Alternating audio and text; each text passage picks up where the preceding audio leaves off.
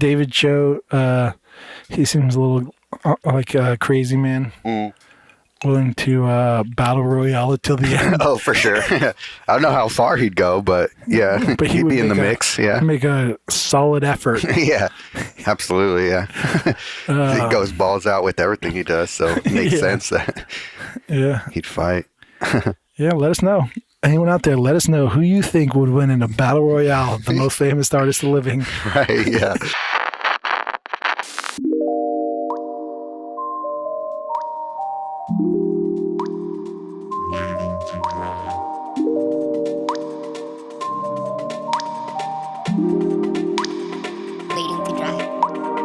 Welcome, everybody, to Waiting to Dry, the only podcast that lives its life by the credo, what would David Chaffetz love? I am Sergio Lopez. I'm Josh Lawyer. And we are keeping true to our word with another solo episode. Yeah, sorry, guys. I'll put the blame on me. But yeah. Yeah, I did not want to talk to anyone this week.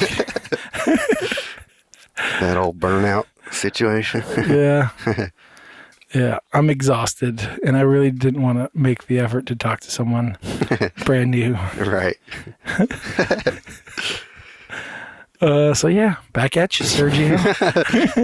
Also, David Chaffetz, we don't need to try. He just gets us. Right, exactly. But yeah, I'm assuming nothing changed since last week. Let's see. Wednesday, I did a fun photo shoot with a model that I've used before, so that was fun. Nice. She a couple weeks ago, or probably like a month ago at this point, she posted a picture of herself at a laundromat doing like a fake photo shoot sort of thing, just posing there. I was like, oh, that could actually be a fun little concept to work on. I was like, let's do that. And then she's, oh, okay. And then so she brought a bunch of different outfits and we made it happen. It was pretty fun. Nice. So are you going to paint her in a laundromat? Yeah. That's cool. Yeah. So how did you do that? So you just kind of take pictures of, did you go to an actual laundromat? Yeah. Oh. Yeah. Nice. That's cool. Because I know you have like a deep fandom for like pinup artwork, right? Yeah. Like that old school style? I do, yeah.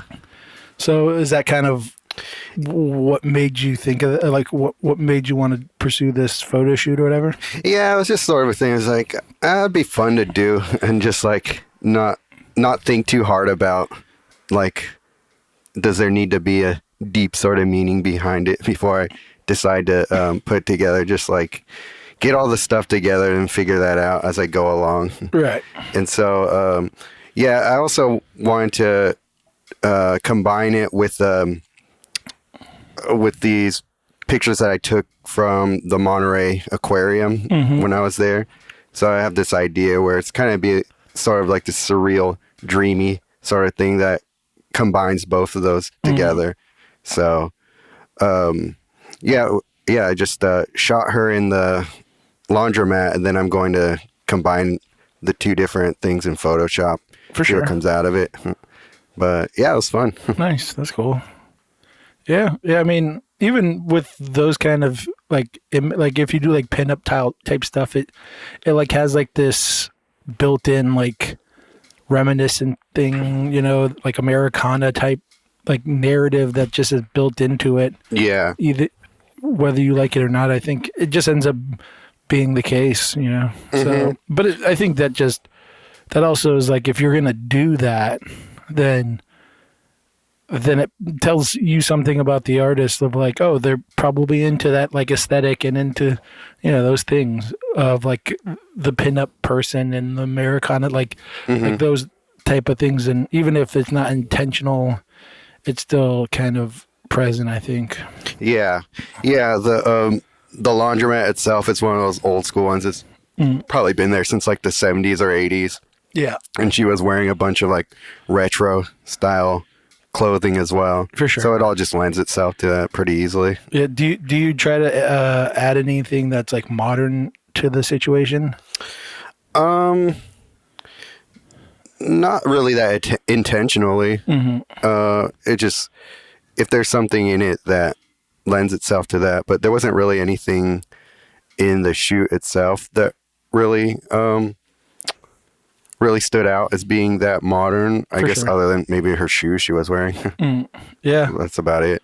Yeah. I don't know. I always like, I'm always telling MJ, there's like moments where we're at like Trader Joe's.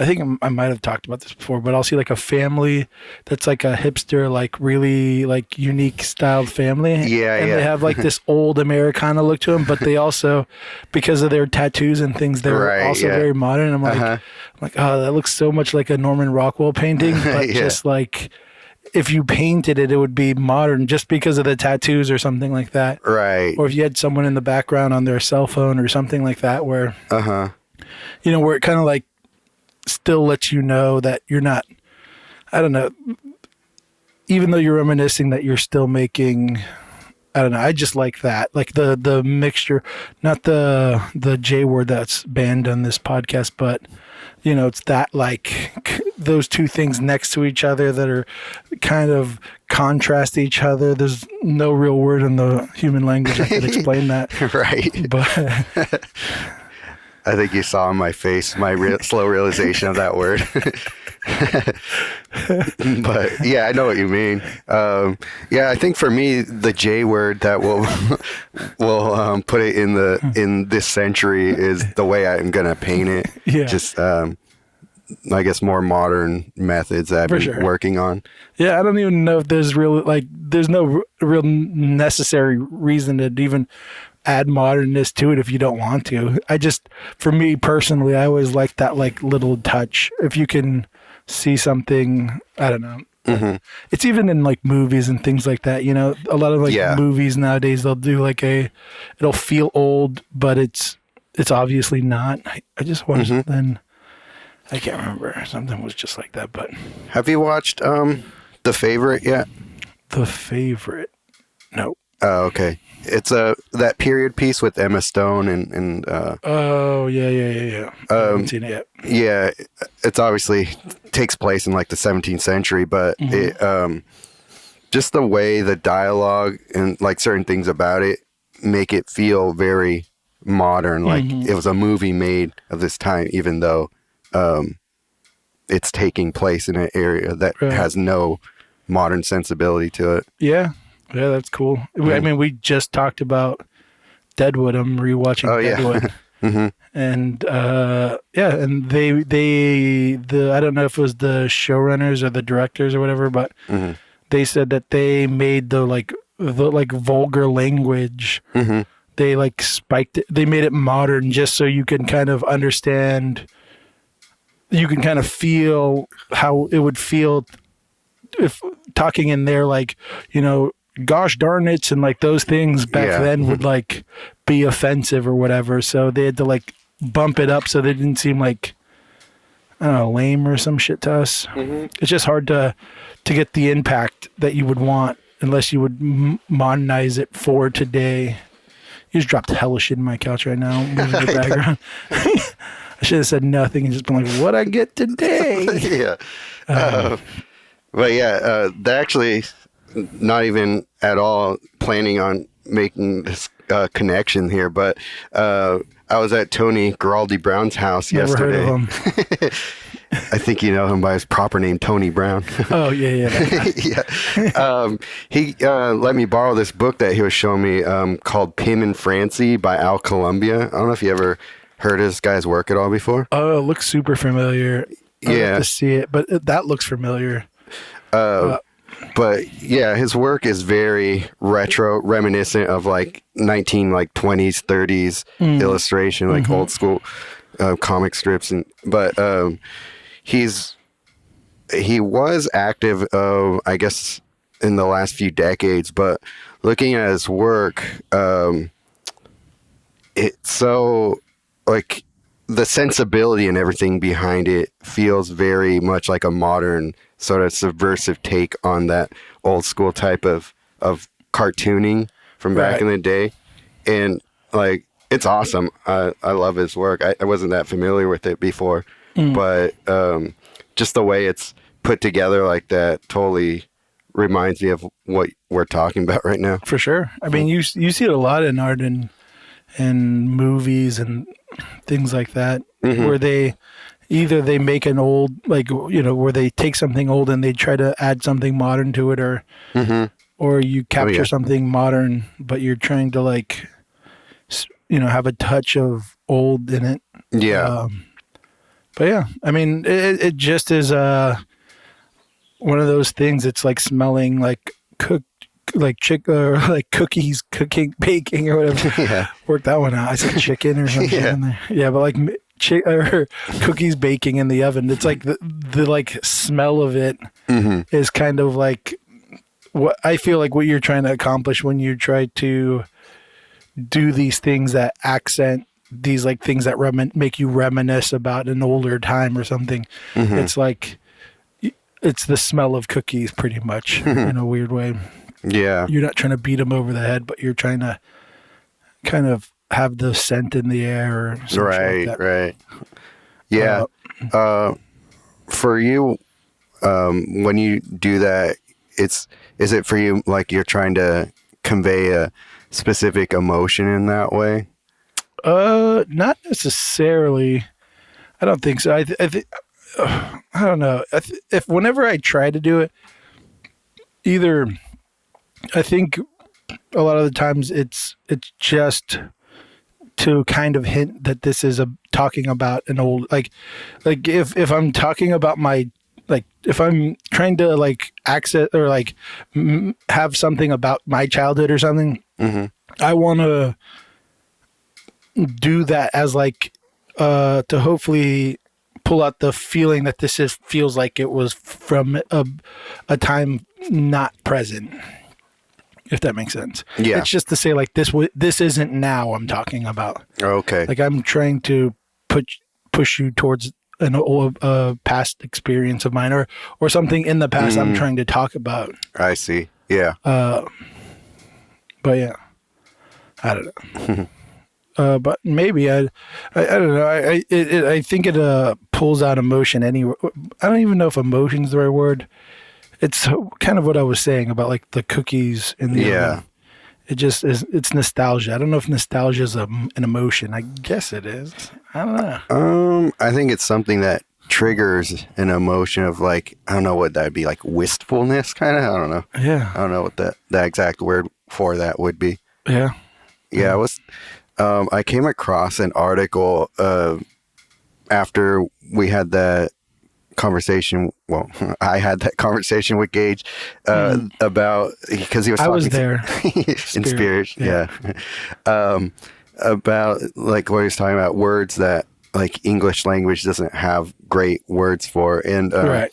So, like, I was trying to think of like, well, what is the emotion that we call something when we think it's cute or cool, and, like, there wasn't really a good translation I could find for it, or at least, like, cute one or cool. I don't know what you mean. Like, if you look at something, you're like, oh, that's cute. Like, what emotion is that exactly?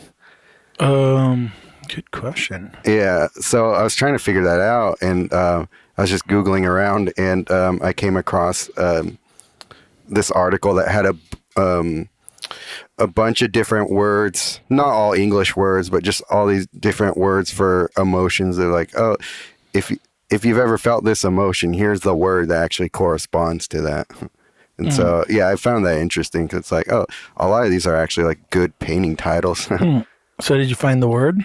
No. There was no word for the feeling you get when...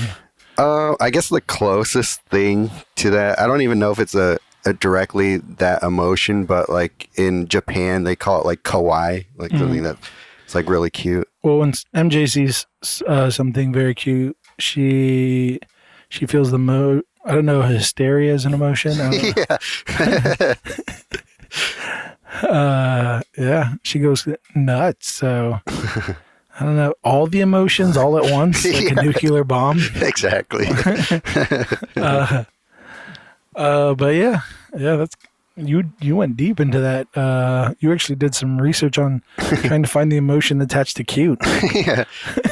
Yeah, it was because I was trying to write some stuff for the series I was working on. So I was like, well, what word am I actually trying to figure out here rather than trying to spend like 10 words trying to come up with it. But I mean, I don't know. It seems like the words, like they're, I don't know. Maybe there's like just a weird idea where we think there should be an emotion attached to a word where just because we feel something, but maybe that's just like an ability or something, you know, like empathy or something like that, you know, like, it's just like, you have the ability to feel empathy. Yeah. It's not, I don't know. It's more like a skill or something. Like, I don't know. Like when people say what is like the feeling of love, it's always like I always thought that it's more like of an action than an emotion. Okay. You know, you have the ability to love someone. Yeah. Or not. I don't know. Yeah. But I mean, it's like a verb and a noun, right? So it kind of is the same thing. Right. Yeah. It's like there's a noun cute, but like what is it to cute something? I don't know. See, that's what I was trying to figure out. Yeah, I don't know. I don't know. Yeah, anyways. Leave that to the talker professionals. To the linguistics people, yeah. Yeah. Yeah, those guys with all the words in their heads. Yeah. But yeah. Yeah, so you did. So that was. So you did a photo shoot. Mm-hmm. What else did you do? We did the thing on Monday. We went to the. Yeah, that's right. to the quote unquote dinner at Wonderland. I know. That's so funny. I thought it was going to be like this like sit down thing. I know. I wore fucking flip flops because I was like, it's just like a dinner with just close friends. Yeah. Then you go there and it's like, well, this is like pretty much a full on show. Yeah. So yeah. Yeah, I didn't expect it to be like a party, basically. Yeah. No, not at all. But yeah, it was super fun. Mm-hmm. It's like I don't know what they call that. It's a mid show. Yeah. Yeah, what do they call it? Like a mid reception? I don't know what you call it. Mid-show reception. Is that a thing? No. It is now, thanks to you, ain't it? First and last. Exactly. Yeah, it was super awesome and packed too. I know. I was not expecting that many people there. I know. But yeah, super fun times. Not the best move for a Monday for sure. Yeah, I know. God damn it. I was like, I think we got home around 1. I was like, or at least I got to bed at 1. Yeah. Maybe. What time did we get home? 12:30 or something? Yeah, it was sometime around midnight or after midnight, I mean. Yeah. Yeah. And I just remember when I was going to sleep, I looked at my thingy and it was like right before 1. I was like, this is gonna hurt. Yeah. How many hours of sleep did that translate to? I actually came to work late. I was like, I can't do it. I told him I had car issues, which is kind of it's true. Yeah. That's not why I was late. But yeah. Yeah, just refer to last episode we talked about. Yeah. So I think I was 2 hours late. So I got 2 extra hours. So 5.5 hours, I think, of sleep, or maybe 6. I don't know. Not too bad. But yeah, we were talking about, was it the episode we just did where we're talking about, I don't know when's the next time we're going to see everybody like that. It's like, okay, well, it turns out that day. Yeah. But yeah, good times. That was cool. Yeah. Went to go see Ian Reynolds' place again. Went to go harass his little Sphinx cat again. Yeah, you guys went. I was just staying drunk. Yeah. Yeah, we went and had some mezcal, which was a bad idea. Did you guys get pretty drunk? I know MJ, she told me, she was saying that he offered her mezcal and she said yes because she thought it was food. Oh. And then when he brought it out, she was like, oh shit. She drank it and she was like, that was the worst thing. Yeah. Yeah, well, it's funny because I was like, I'm not the biggest fan of mezcal. He's like, okay, I'll just bring some bourbon. I was like, all right, I'll do that. And then I was like, I'm kind of curious about if this mezcal, if I just had some that I didn't like, or I'm just not a fan of it. And I just found out Monday that I'm not a fan of it. Yeah, I'm not a fan. I like tequila way more. Yeah. I just don't like too many smoky alcohols. Mm-hmm. I don't know what the fucking big deal is about putting a shitload of smoke into alcohol. I feel like it's like IPAs and their hops. Sometimes they go too overboard. Oh, yeah. Yeah. Like what else is smoky like Scotch. that? Scotch. Mm-hmm. And some whiskeys. Mm-hmm. And I don't know. But even those I don't mind as much as the mezcal. For some reason, all I can taste is smoke when I drink it. I know. No, it's true. Yeah. And I've tried the good stuff, so I've decided. But maybe when I'm old, I'll be like, this shit's delicious. Yeah, exactly. I don't fucking know. When you grow up. Yeah, when I grow up, I'm going to drink all the mezcal. Yeah. But yeah, good night. Mm-hmm. Yeah, that was a fun night. Yeah. To hang out with the previous Waiting to Dry alumni. I don't know what you call them. Past guest. Yep. Alumni's a little too fancy. What else? Fuck, Tuesday? Did you do anything Tuesday? It just worked. I worked at the frame shop. I don't know what I did Tuesday. I feel like I did something every day. I think I might have worked on the mural Tuesday, but I'm not sure. Oh, that's right. Yeah, you guys got the mural started. Yeah, we started the mural Saturday. And is that at the same spot from the last one? Yeah, that's the one that that fuckface, whoever you are and wherever you are, we'll find you. Mm-hmm. And we're gonna kill you. But yeah, fuck that guy, first of all. Fuck you, asshole. But yeah, we started repainting that, and it's going well so far. Cool, I think tomorrow we're gonna spend a good chunk of time working on it. So, So is that what you see for the foreseeable future for weekends is mainly mural work? Yeah. MJ's signed me up for a shitload of that, so I have that, and then some shows coming up that I got to start probably at least prepping for, getting like the panels made and all that shit. You have the ideas already laid out for them? Not at all. I got a commission I'm supposed to be working on, so we just. Oh, that's what we did Tuesday, I think. I can't remember. I don't remember. Fuck. This week is a huge blur. I think I did something every day. MJ's just zapping me of all my energy. MJ's my kryptonite. She's your mezcal. Yeah. But is that the dream commission, quote unquote? Yeah. So we did a photo shoot for that. Nice. So that one's ready to start painting pretty soon. Mm-hmm. And then we have that mural, and then we have another mural like right down the street from us that we have to work on. Oh, yeah. And then we have one in San Francisco in the Mission that we have to start painting. That we actually ended up using the same two models for the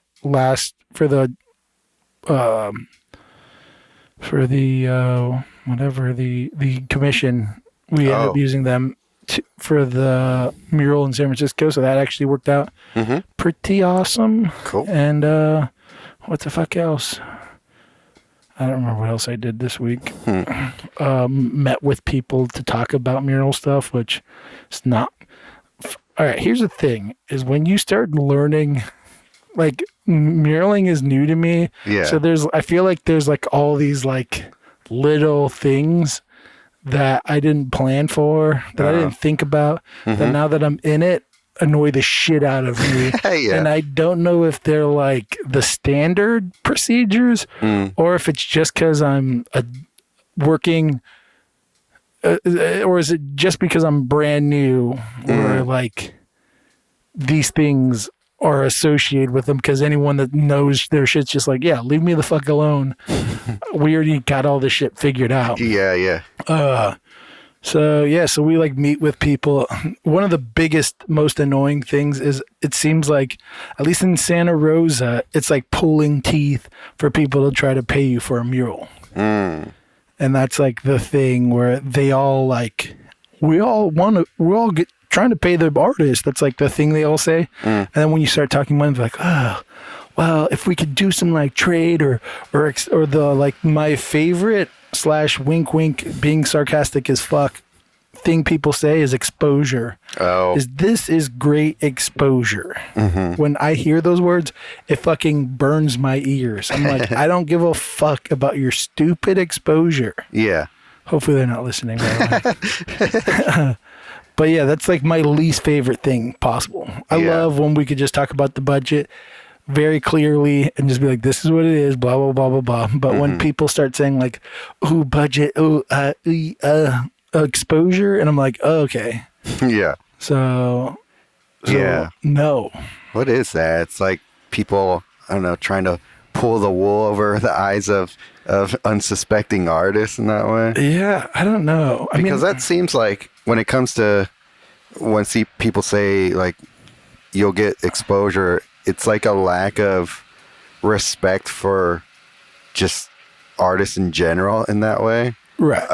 And it's usually like when large companies do that, it's like it's almost their like their ignorance basically of like what it is for what we do. And then but when it comes to people who've been working with artists for a long time, is it just more that because other people will work for exposure, why won't you, sort of thing? I mean, I've heard that from other muralists before, like where their big gripe is that there's so many people out there that aren't great artists that are like, I'll do it for free. And they're just like, and then so someone that's like established and has worked at their craft, they go and they're like, do it for free. And you're like, no, fuck you. You know? So I think because... I don't know.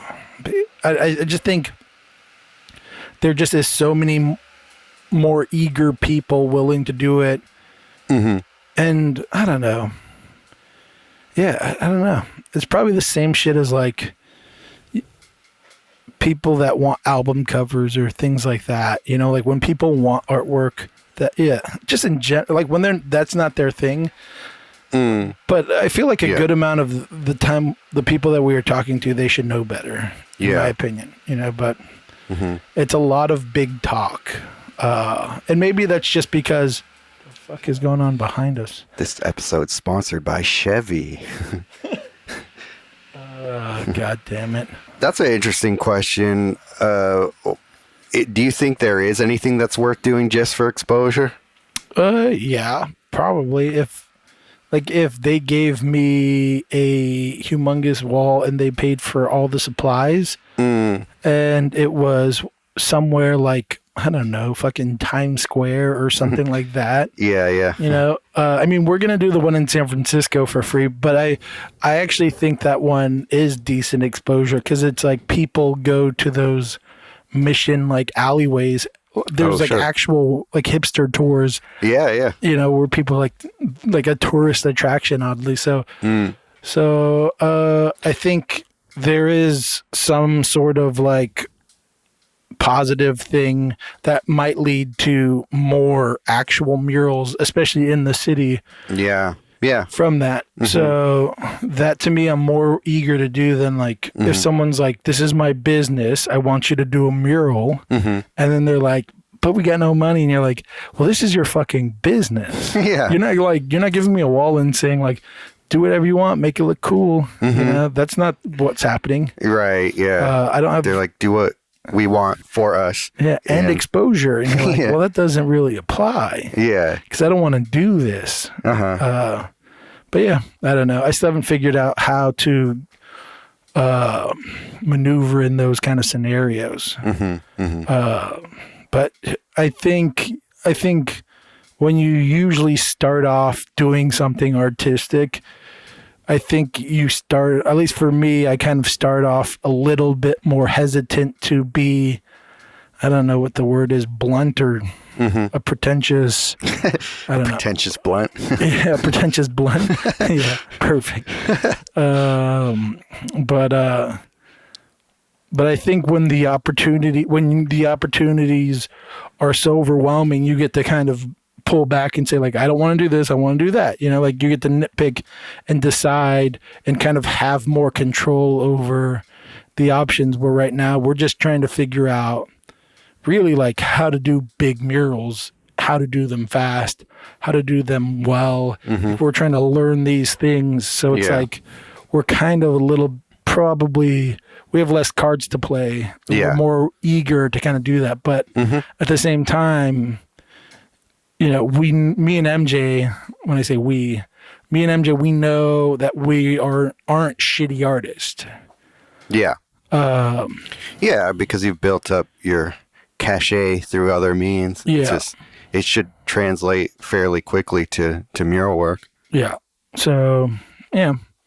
So it's just a learning curve. I mean, I'm also playing around with an iPad right now. Yeah. That I just got, and that's like a huge learning curve. Like, right. I think I've done like 4 like drawings, and from like drawing 1 to 4, it's like a huge difference. Are you using a stylus or? Yeah. Oh, okay. I don't know where it is. It's like a little white pen, that thingy. Oh, okay. Apple Pencil, I think, or something. Oh, all right. Like Yeah. I don't know if there's a better one, but it'll do. It will do. How do you like it so far? It's growing on me. At first, I'm like, I don't like this shit one bit. Right. But I was like, I got to figure this out, and it's just a learning curve. It's cool once you start like things start looking less shitty. Then you're like, okay, and you start trying things. You're like, oh, let me see if this will work, and it starts actually working. Then you're like, okay, this is getting fun. Yeah, at least you have the luxury of learning drawing on a screen, whereas back in the day you had to have that disconnect where you're drawing on the Wacom tablet. Yeah. At your it's that whole other thing that I've done. That's why I never was into it when I've tried to teach myself Adobe Illustrator. I was like, oh sure. I would spend hours and hours doing stuff, and it was just like hard on my shoulders. Like my shoulders would get all fucking tight because my keyboard. You're just like on your keyboard and shit. Right. And then, and I was like, this isn't for me. I'd rather just draw. So that's why I never picked up like learning those things really well. But this is a way better thing because me and MJ, we usually end the night watching something on TV before we go to bed. So now I have like.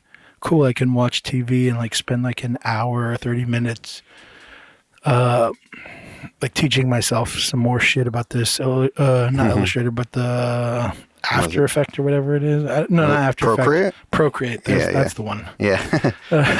After Effects is like a video program. Yeah. For Adobe Illustrator. Yeah. Adobe just Adobe. Yeah. Is it just like the same sort of things you sketch, like lunch doodle type stuff, or? I'm trying to like make it more graphic. I have like ideas for things that I don't want to talk about yet, but I have like these ideas that have been bouncing around in my head that it's kind of like, I don't know, just like a creative outlet that's not associated with my work, but kind of is. I don't know. I don't really want to talk about it because I don't want to like... I don't want it to suck and then me to throw it away, like quit on it, and then I don't know. When it starts looking like it's going to happen, I'll start talking about it. Yeah, that's how I am with most things too. But yeah. So we'll see if I can get there. But it's going to be more graphic-ish. I have like ideas for things that I just want to see if I can do. Oh, okay, that's cool. But yeah. So. Nice. So that's been fun. But yeah, the whole I'm in a weird like spot right now where I'm doing 2 like things that are out of my wheelhouse, but both creative and both have a learning curve. So my brain, I think, is just extremely exhausted from the 2. I see. Yeah. And then MJ's got me like running around like a dog. But yeah, good times. Yeah, that was fun. Hanging out with Tony a little bit yesterday. Tony, a couple other people, Yeah, good times. And then after that, I went to Shady Oak, and you went to that? Yeah, oh, nice. Tony was there, and did you meet Spring? No, I don't think I did. She was the one hosting it. Oh, maybe I did. She probably left or something. Oh, but yeah, they were playing that game Exquisite Corpse. Do you know which one that is? It's you take a piece of paper and you fold it up into thirds, and you can only see one of the thirds at a time. Okay. And one person draws like the head, and one person draws the body, and one person draws the leg. Yeah. The lady Spring who ran the event, she told me that that's what they were going to be doing. I totally forgot all about it. So I have heard about this. I've never done it though. Oh, okay. It was pretty fun. Yeah. Sounds cool. Yeah, because it was kind of so one person draws the what? like the head, the body, and the legs. Does that work out? I mean, a third the head. It's a big head, isn't it? Yeah. I mean, you can draw it as big or small as you want, but You got to be proportional, or else. it's not going into the museum. There were a bunch of little kids there, and some of them were participating, so it made for some odd J words of the art styles. Oh, really? A lot of J dropping. Yeah. But yeah, it was fun. Collaborating without actually having to collaborate. Yeah. Yeah, that's cool. Yeah, we were going to go to that, but I'm just so tired. I was like, I don't want to talk to people. Yeah. I don't want to do things. I didn't even want to drink beer. Like when we went to the thing, I didn't drink there. Mm-hmm. I don't know. I almost thought I was going to get drunk, and then I ended up drinking a mineral water, and I was like, yeah, this is better. Yeah. Yeah, they didn't have the greatest wine to drink there either way. That's bullshit. What the fuck is their problem? Did they know that you were there? I dropped in unannounced as usual. You working out your joke was pretty hilarious to watch, Sergio. Working out my joke? Like I said, did they know you were there? And then you were like, let me figure out what I'm going to say. It wasn't even a joke, no, really. No, just like a witty comeback or a witty rebuttal. Yeah, just don't got it. I should have went to the soundboard. Soundboard knows all. Yeah. But yeah. We asked a bunch of, we got to cook some questions. Did you want to we got start trying to tackle those shits? For sure. You had your own special question you want, or not even question, but more just. Is there anyone you hate? That one? Yeah. Yeah, I figured. We got one person that said they didn't like Instagram people that do stuff that they think is like kitsch. Yeah. Yeah, that was like most people were like Pollock or Picasso, which obviously if they listen to us, they probably think that because. Right. Birds of a feather. Yeah. Devic A said Instagram artists that do kitsch art and pay for promotions. That's not what art is about.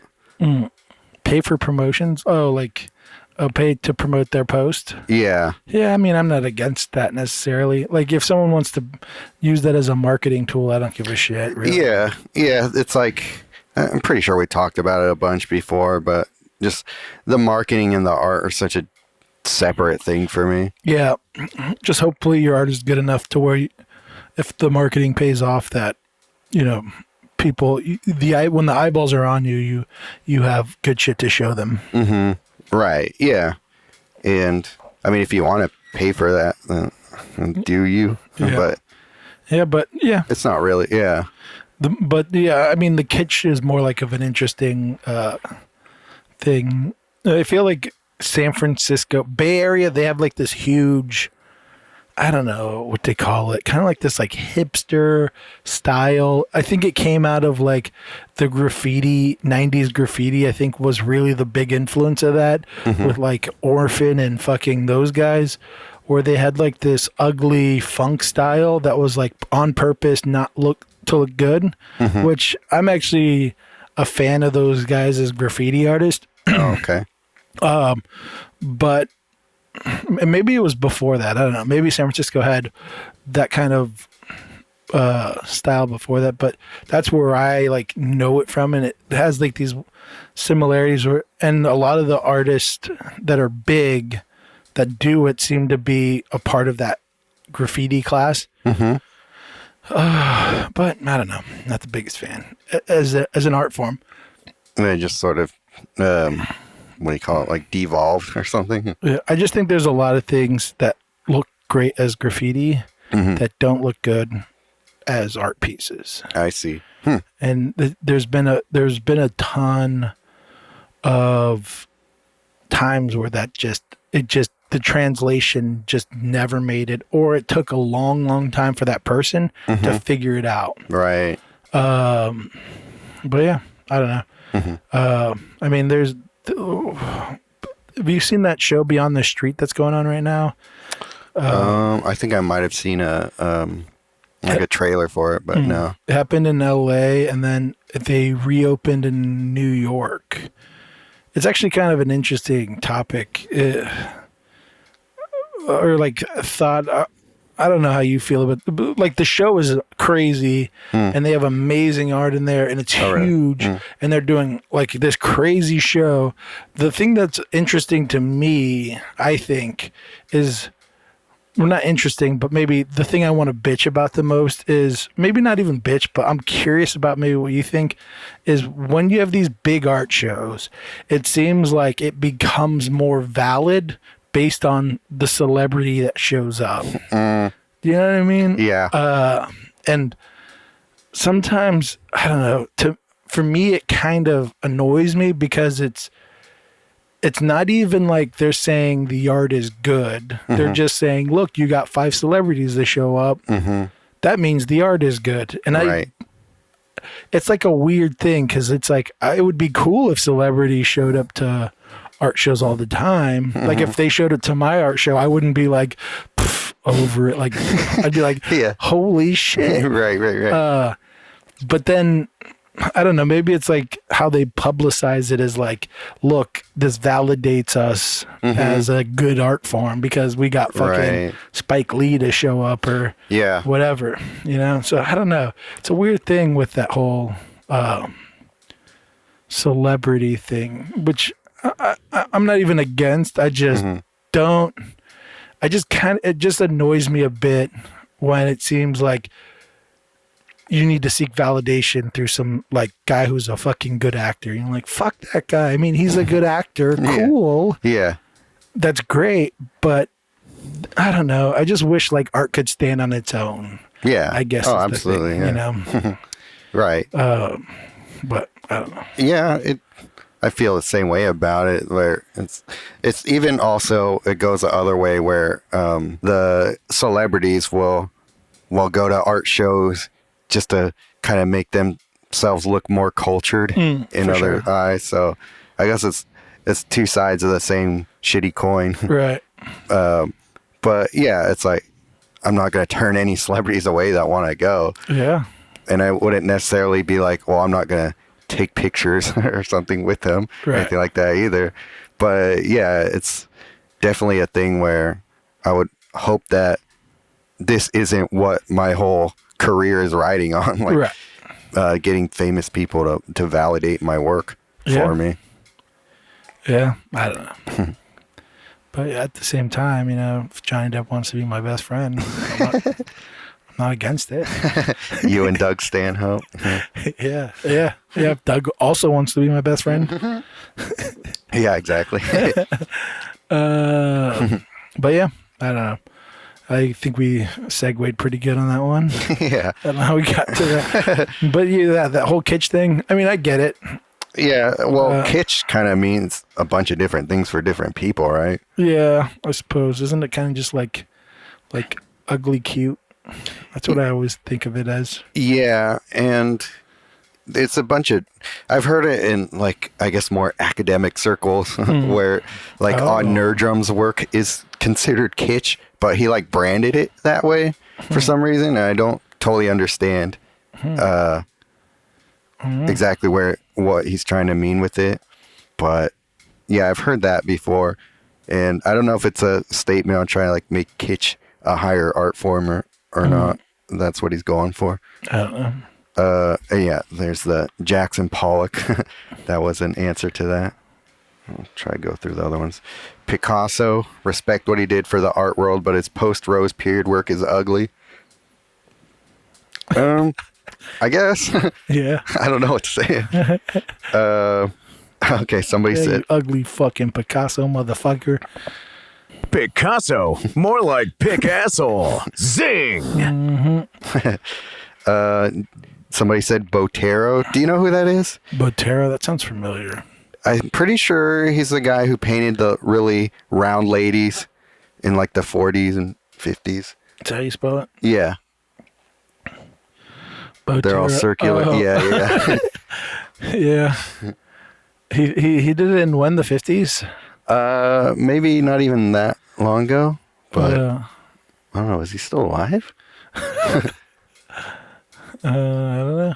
Let's figure it out. Oh, I guess Let's go to the web. Born 1932. Okay, still around. Yeah, 87 years old. Still kicking. Yeah, I don't know. I mean, I don't know. I've never really liked his work, but I don't really care about it either. Right, yeah. I think that becomes the reoccurring thing about the artists you hate. It's just like, I don't know. I hate it. I don't really hate his work because I don't really care. Yeah, it doesn't come up a lot for me. Yeah. It's just like I'm into that one right there. kitschy art. Look at a smoking clown. Yeah, whatever. There's that one. Here's another one. Who wrote that? Oh, sorry. Secretly a dolphin. Secretly a dolphin. That's hilarious. That's a good name. Yeah. Johann der Eich, I think that's how you say it. Or, yeah. Picasso, because he could paint better at age 15 than I ever will, but then deliberately chose to produce crap. Well, we talked a bunch about supposedly painting better at 15 thing. Yeah. A bunch. Yeah, I mean, we've already went in on that whole theory and how I don't respect that. Yeah. He painted good at 15. Right. I mean, yeah. I feel like there was like a cutoff to his progression, and then he just fucking went some other route. Right. Yeah.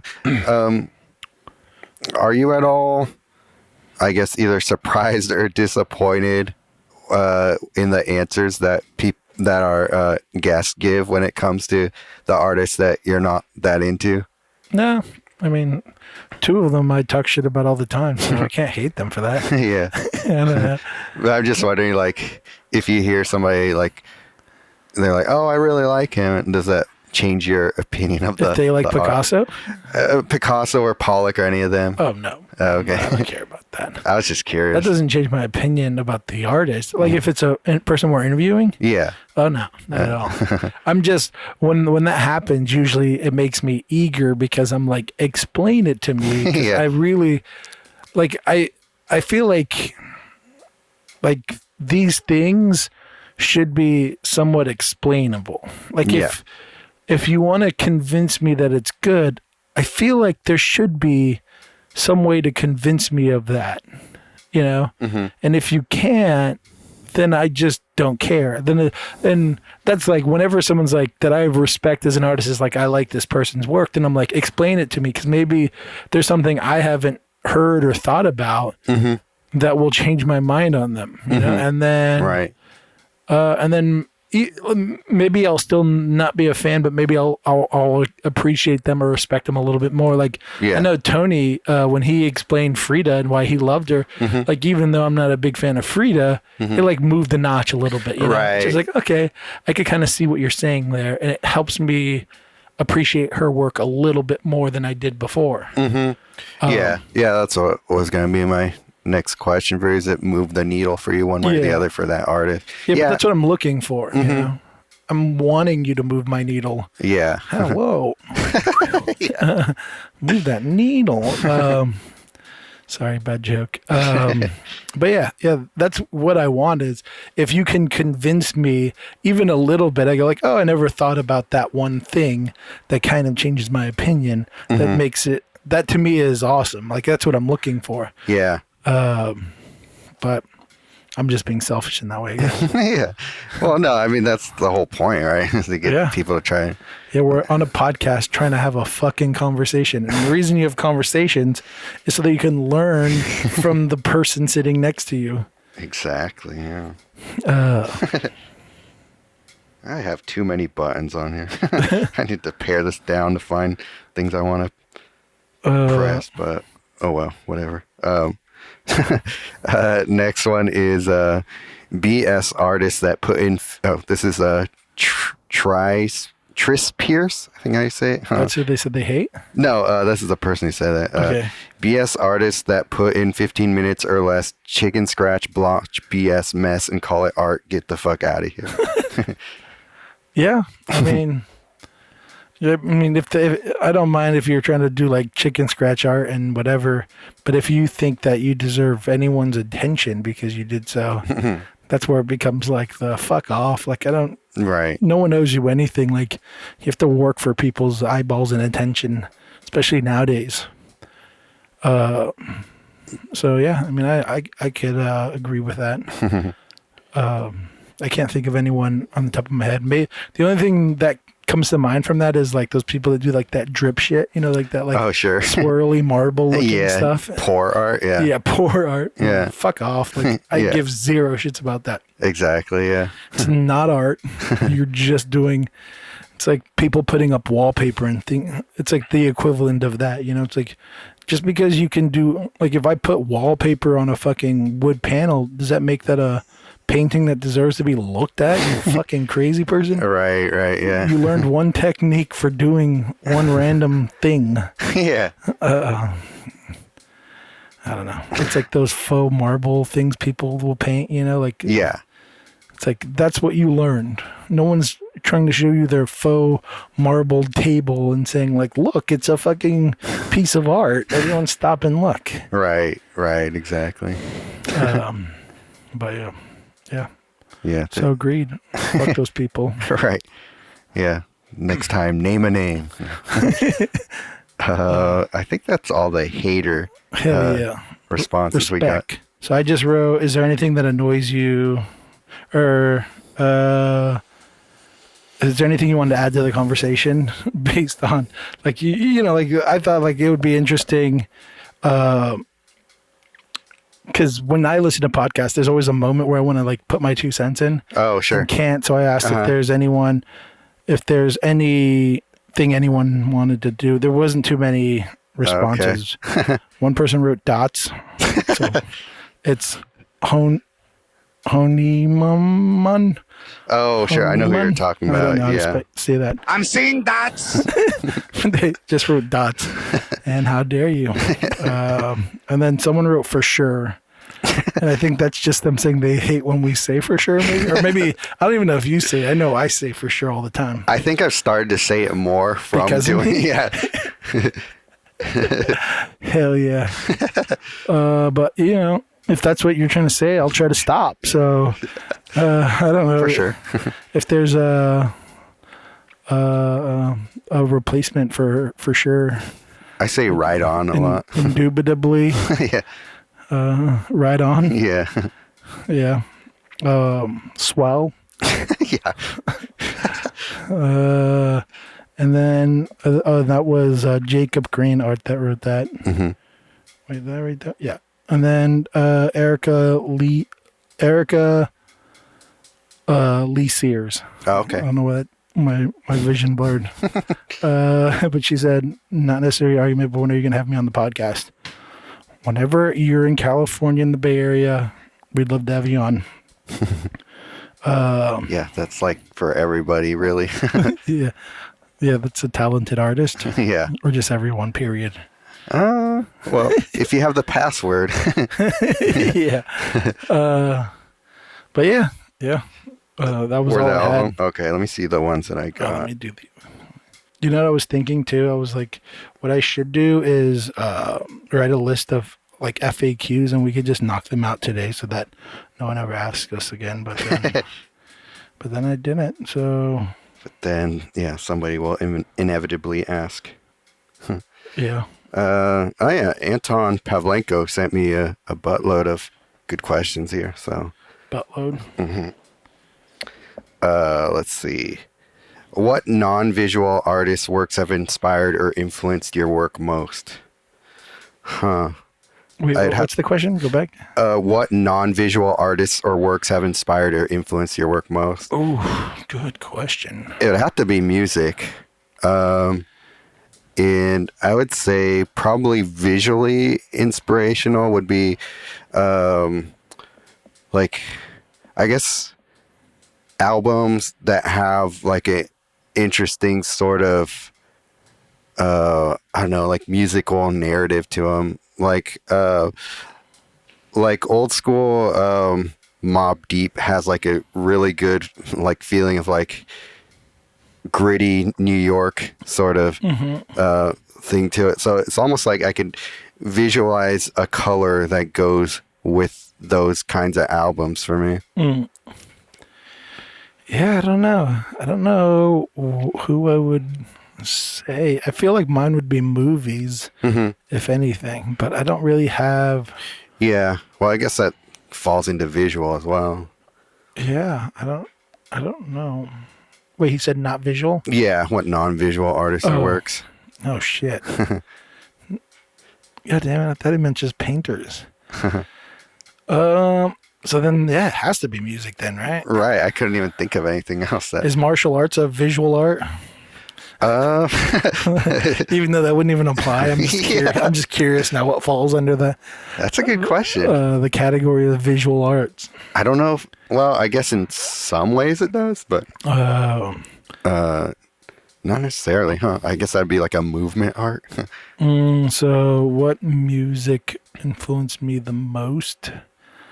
I don't know. I mean, I'm like eager to say like Tupac only because that probably was like, he was probably like more influential when I was young and coming up, like as far as like people I would listen to. I don't know, but yeah, maybe that, maybe Pac, but yeah, just because he was like, I guess we could write like writers as well, right? Yeah. God, I didn't think of that. Books. Yeah, I didn't even think about that either.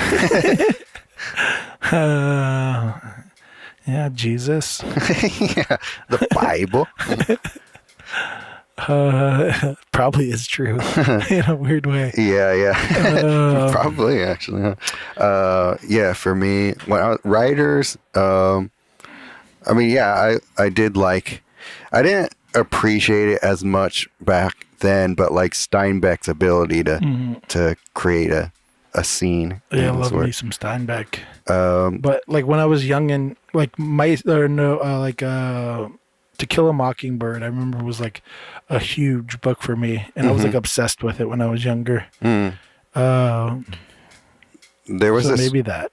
There was this one author, young adult fiction author. When I was in junior high, they had us read some of his books. This guy Robert Cormier, and yeah, that was my favorite author for a long time. I actually ended up reading all of his books, and I don't know if he influenced my like my painting, but it definitely influenced me in the way of like creating stories, like how I could look further into writing as a way of telling a story in that way, even though I never really went that route. But yeah, also certain science fiction authors too, and fantasy or fantasy writers. For sure. Yeah. But I would say Tupac though. The more I think about it, the more it like goes back to when I was younger, being kind of influenced by him in general. I mean, he was like, even though he wrote like really shitty poetry, he wrote it, and I was like, you could do that shit. Yeah. Like, help me, because like poetry and that shit is also a big influence. Even today with some of the stuff I do, so I could see like him being that connection to why like I would go and like seek out good stuff. I see. Yeah. But yeah. Did you ever feel the urge to refer to yourself as a street poet? You mean like I should have poet of stopped the calling streets? myself that? Or? Yeah. Well, maybe. Well, When you're creating poetry with your murals in a way. Well, I mean, I remember when I first thought I should start calling myself that. Yeah. And it just stuck. It just felt right. And now the streets just call me their poet. You know what I mean? Exactly. That was a good question. Do you ever listen to a song and think, damn, I want to paint how this sounds? Actually, yeah, a lot of instrumental music. Like, I don't know if I necessarily go, I want to paint how that sounds, but I definitely picture in my head a certain look to it. Yeah, for sure. All the time. Mm-hmm. Yeah. Queen, I want to break free. I'm just kidding. But yeah. I mean, yeah. Next one. Yeah. Sure. All right. If you got a year-long stipend to work for a solo show right now, what would you create?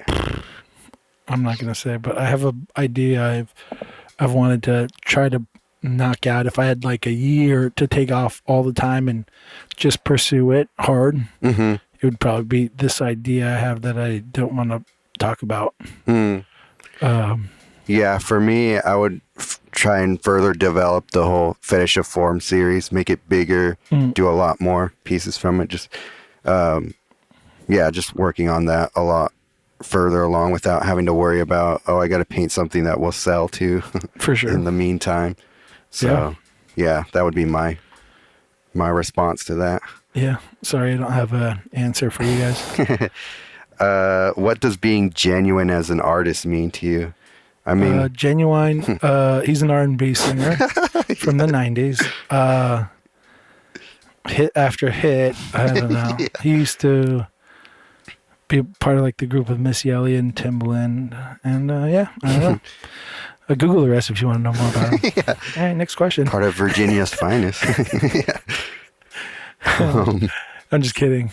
Genuine? Yeah. I don't know. Just trying to do things for, I don't know, pure reasons, I guess would be. Yeah. I mean, it's kind of what we dissect on this podcast a lot, really. Yeah. Not sacrificing like yourself for any reasons, or like your art or whatever you create just for like monetary reasons. I feel like you're probably the main things that can kind of take you down a dumb path. Right. Yeah.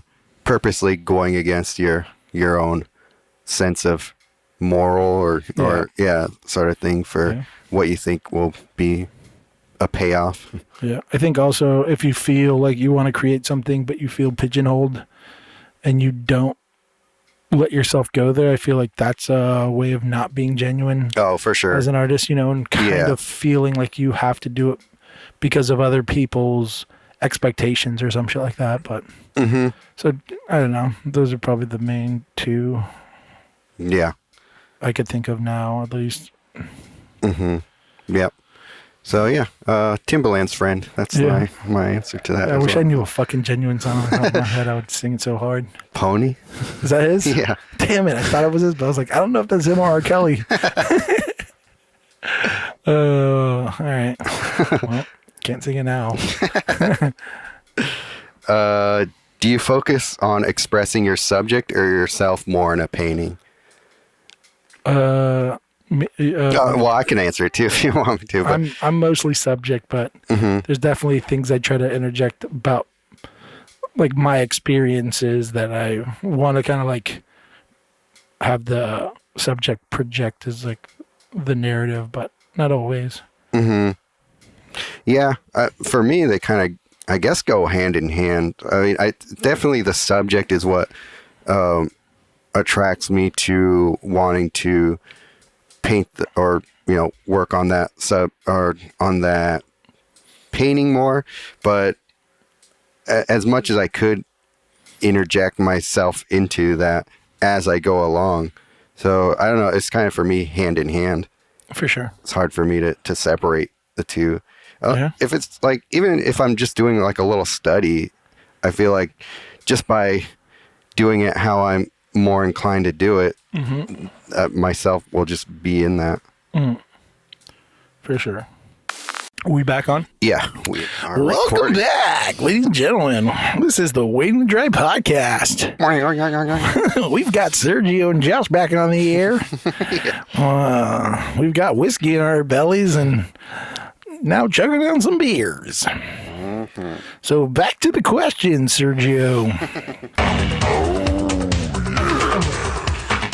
All right, first question from the stories. Why is that jam killer such a dick? Good question. Good question. Well, Jam killer. let's figure it out.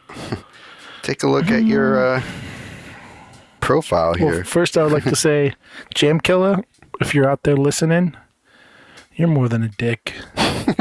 You've got arms. You've got legs. You've got 2 nipples just like us all. So, Well, you are a tattoo artist, and you know how I feel about I think he was one of the winners of our giveaway for our rating thing. Yeah, he was. So yeah, that's what makes you a dick. Everyone thinks you're a dick for Not cool, man. Should have been them. winning. Yeah, exactly. Should have been them, that one. Yeah. What else we got? Why the hate for acrylics? I don't know.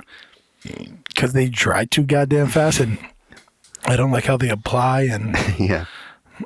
I don't like the texture they leave, and I don't know. You got any reasons? Definitely all of those. I don't like that they are usually not as opaque as you want them to be. Mm-hmm. Especially, white acrylic. You're trying to cover something with it, and you have to do it like What are you trying to 2 cover or 3 up? times. What are you trying to cover up, Sergio? The bodies? Trying to cover bodies? Trying to cover. What are you trying to cover up? What do you got? What have you been up to, Sergio? Trying to cover up my demons. It's that. There's like a gumminess to them, especially when they start to dry on your palette. You got to be super diligent about that. You're painting with plastic, and it feels like it. And the end product looks like it too. I think that's one of the main things, especially after painting in oils for so long. Yeah. It just doesn't. I don't know. It's like not as substantial to me. Like the end product, it just feels so. The other thing too, I'd like to say is that like anyone that I've met that paints with acrylics is less cool than someone that paints with oils. Pretty much my one exception to that is like Joshua Mays. We've had other acrylic painters on the show. Yeah, but is it their main medium? I don't know. Monte is cool. Leon is cool. Oh, do they do acrylic? Well, Leon's cool. I don't know about Monty. No, I'm kidding. True. Good point. Well, Yeah, I mean, even with all that said, I do like messing with acrylic gouache. and do whatever you want. God, it's like if I try a medium and I don't like it, that doesn't mean you shouldn't try it. And if I try a medium and I like it, that doesn't mean it's for you. Right. You know, like you see all these watercolor painters out there, and they're crazy people who walk the world like madmen. Every time you meet a watercolor person, know that they're psychopaths. Yeah, they're trying to cover things in their life with acrylic. They're not. They're trying to be as transparent as possible. That's why they're crazy. Yeah. They don't use white at all. Those fucking crazy people. They just use negative space like weirdos. No problem. Insanity. Yeah. Their brains are broken. My mom always said, never trust a watercolorist. Does my mom know how to say watercolorist? No. You know what that is? Absolutely not. But she says it. You understand the meaning when you hear it. Yeah. It's almost like a sound, but you just know. Yeah. All right. What else we got? Have you ever given work to a gallery you weren't happy with yourself?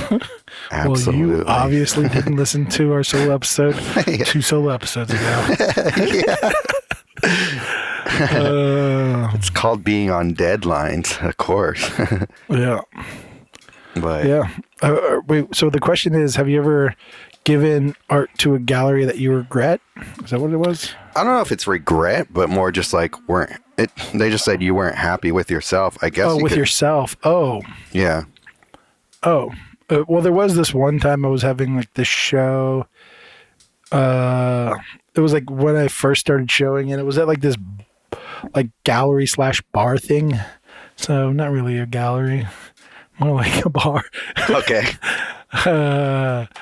And I remember like it was like, oh, you can have all this space, and it was in the city, and then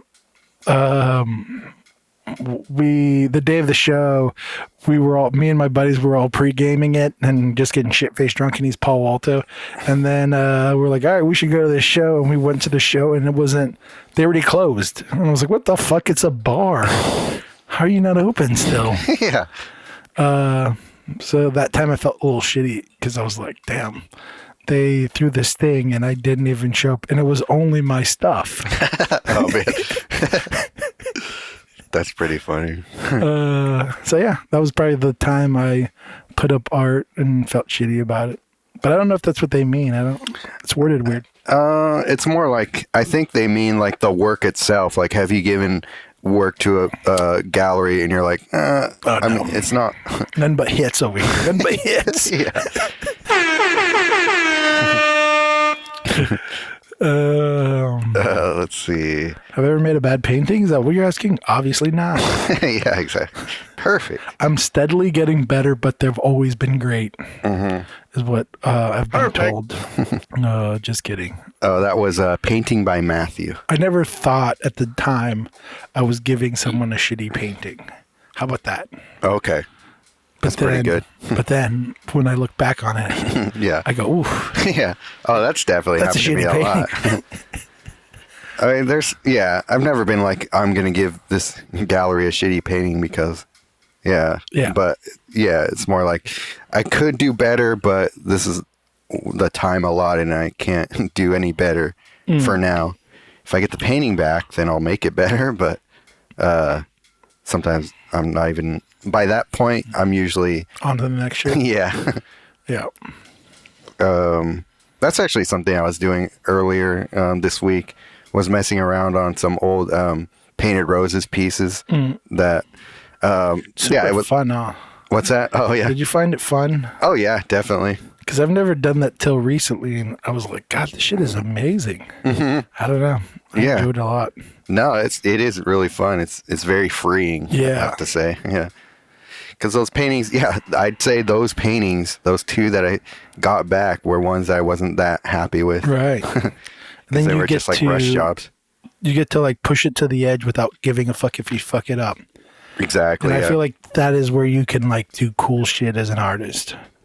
And maybe not. Maybe 90% of it is shit. But like, that like, but it's that like freeing feeling lets you like, I've always wanted to try this out, and then you're like, nope, did not work. But at least you get to try it. Yeah, exactly. So yeah, there's a pro tip for you guys. Fuck around with your old shit you don't like and try and make it good. Yeah. All right. Plague of Crows with his asshole questions. Yeah. Thanks a lot, Plague. By the way, thanks for the whiskey we're drinking right now. Yeah, exactly. Does Josh have any promo codes or advice on the best place to buy followers? Yeah. Gotta go into the dark web. Yeah. And then you got to ask for a guy named Anton. He'll bring you down a dark alley. Don't look around. It'll haunt your dreams. And then, and then in the dark web, they have one of those little like speakeasy windows. Yeah. Like the little sliding sliders. Yeah. And then you give them the code. The code is never swing twice on a moonlight night. There always has to be moon in the code. I just knew I had to put moon in it. And then they'll open the doors and you just go in and buy as many followers as you want. So 100% legit. Yeah, you've heard it here first. Yeah. All right, there you have it. And then now you'll have more than like 400 followers, Plague. Oh, shots fired. Did you get his other ones? Yeah. In Josh's piece, Where Do We Go From Here? What kind of jeans was the girl in the painting wearing? God damn you. No comment. Do we have any other sticker ones? There's here for Sergio. Yeah. For Sergio, when painting fish tanks in aquariums, how do you get the fish to stand still? Well, first of all, they're fish, so they don't stand. And second of all, they're all dead. Hiding those bodies. White acrylic paint.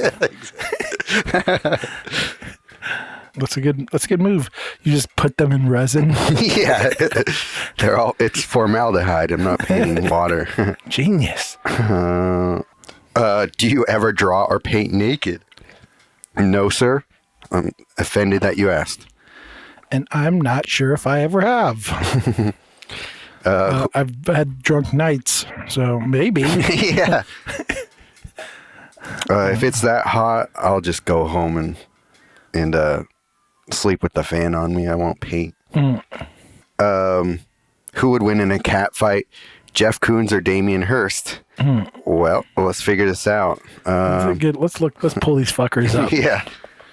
All right. So, do you have any early guesses? Well, let's see. Jeff Koons is kind of a nerdy Wall Street looking ass dude, and Damien Hirst probably had to get into a couple of scuffles. All right. In So his this is Damien Hirst. early years. So a good look at him.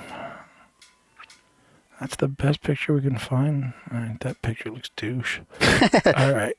God, this guy looks lame as fuck. Holy fuck. All right. Does he get any toughness points for wearing a motorcycle jacket? No, not at all. That's the opposite. Yeah. Oh, well, there's Jeff Koons. He looks like. All right. So Jeff Koons, Damien Hirst. And who are you putting your money on? Based on those two pictures, oh man, God, I don't know. Looks like Jeff Koons looks like a tall guy, so he has some reach on him, probably. Well, let's figure Well, I'll this out. tell you right now, I'm giving it to Jeff Koons. He's got big paws on him, Right. and he's got height. Yeah. And then fucking Damien Hirst looks like Phil Collins. Yeah, he does. He looks like a guy who's fucking super, like... He does not look in shape, I'll tell you that. He looks like a guy that's fucking sassy as fuck. But Yeah. you push him to where you're gonna fucking punch him in his face, and he backs down real quick. Well, this is a cat fight, so does that mean a lot of scratching and pulling hair? I don't know. But if they were pushed out where they had to fight, I'm guessing Jeff Koons. And all I'm saying is we should get this shit going. We'll have fucking, Yeah. we'll have Jeff Koons and Damien Hirst opening the fight. Then we'll have that fucking Tom Cruise and Bieber fight next. You're right, exactly. Yeah. It'll be genius. Fight. Oh my god, I've never seen Damien Hirst, and every picture of him gets Goddamn. worse and worse. Holy shit. He looks like the worst kind of human being. Yeah, speaking of dots. I'm seeing dots. Good God.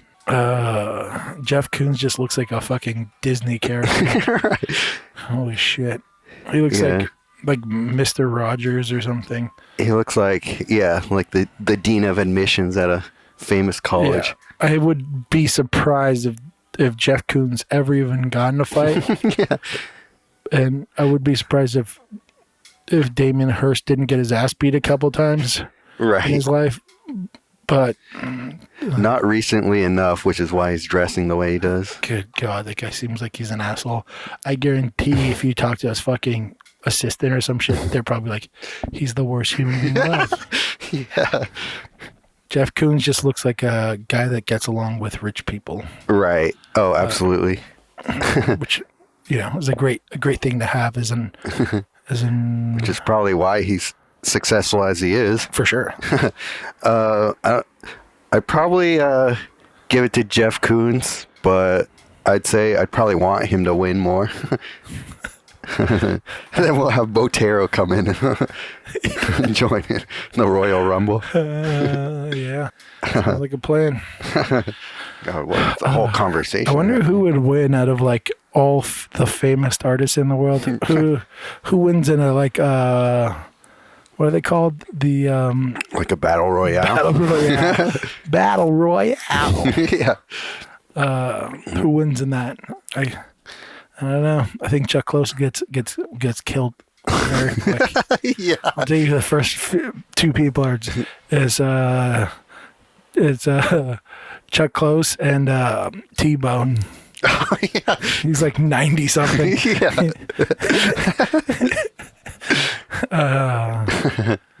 But I don't even know. Are there any tough artists I'm sure they're out there. that are famous? I don't know. Yeah, I don't know. I'm trying to think of like old street artists or something like that. Right. Yeah, exactly.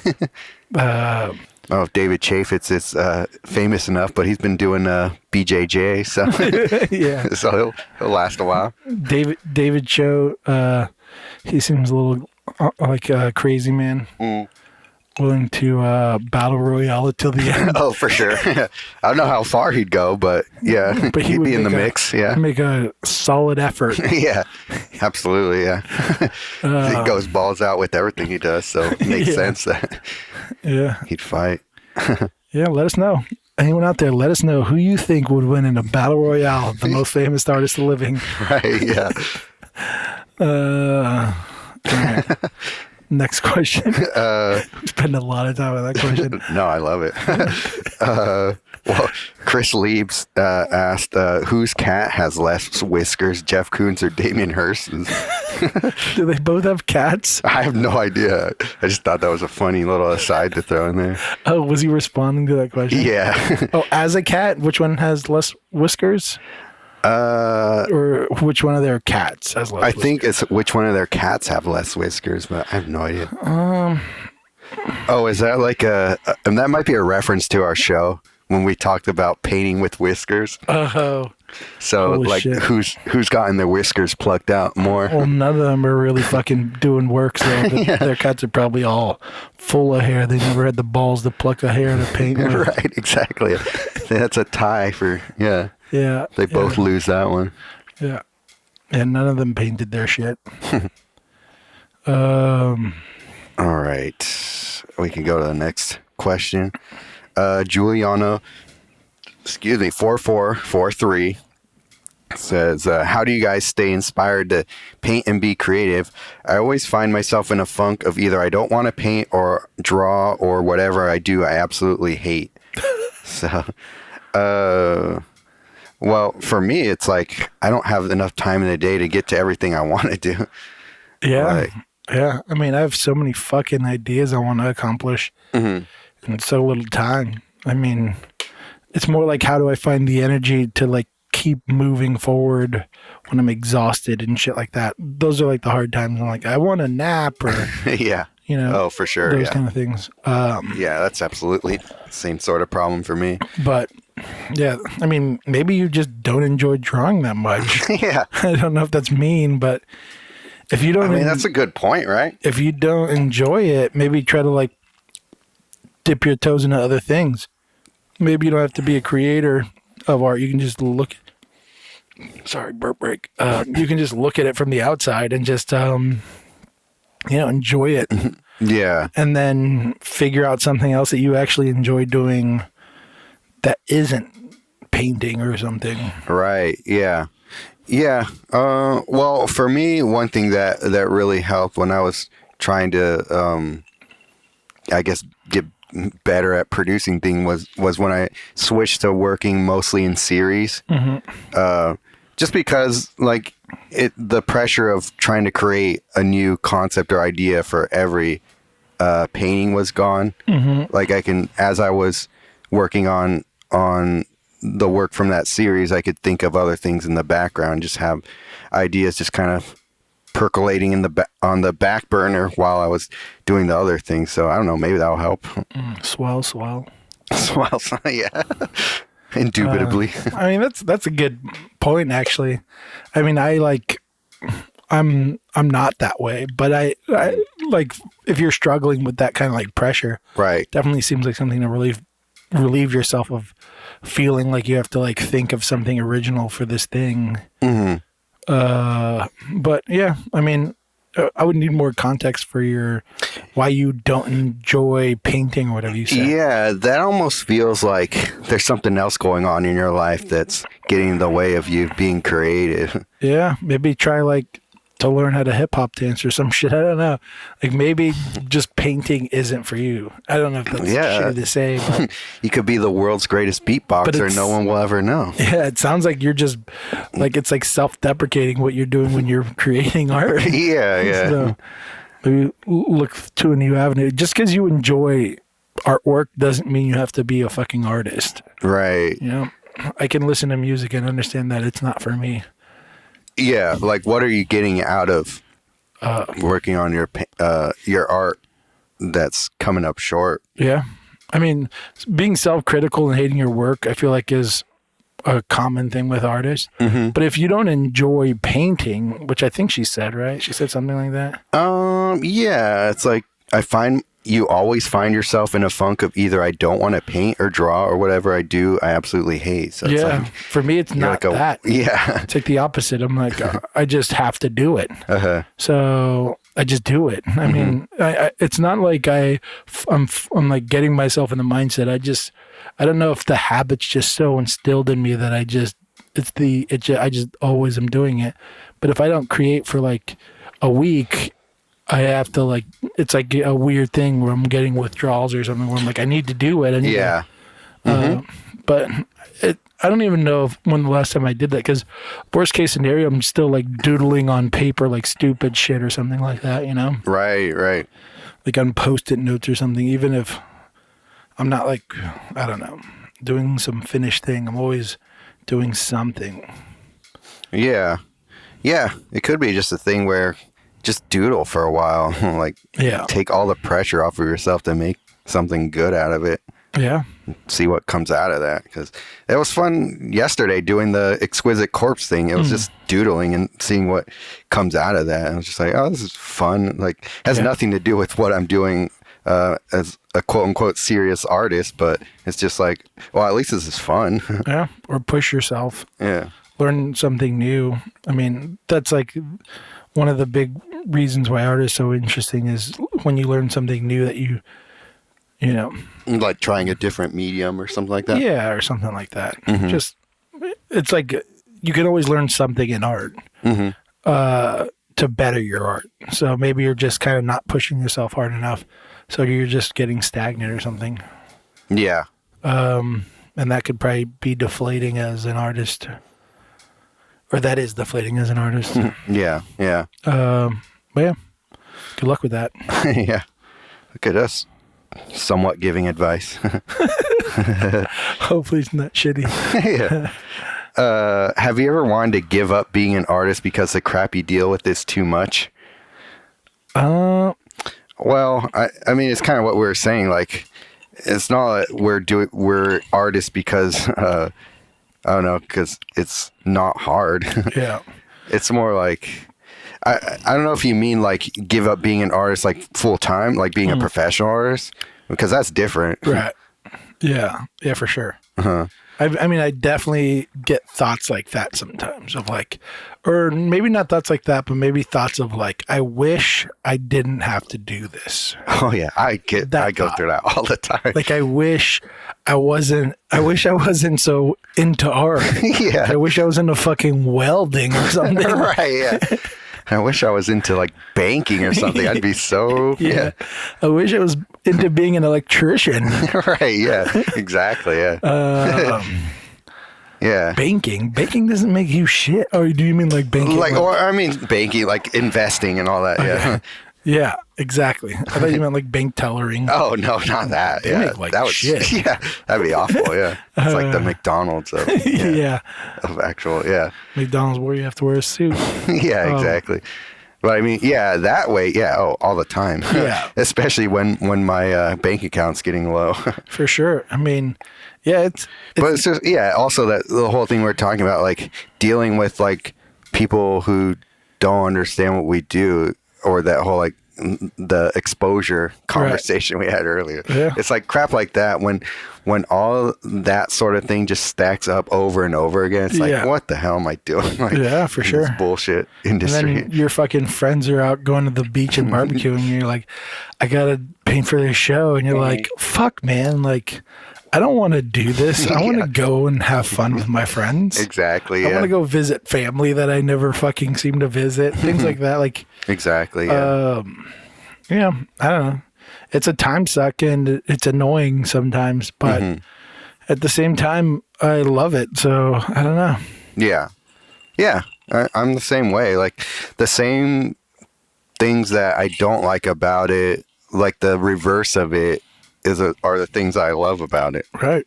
So like, I'm there's a lot of like freedom that I'm gaining by trading in like the money part of it. Right. Because like, yeah, I don't have a 9 to 5 that I work at like 40 to 60 hours a week, but Yeah, he can pay naked every day if he wants to. yeah, And he does.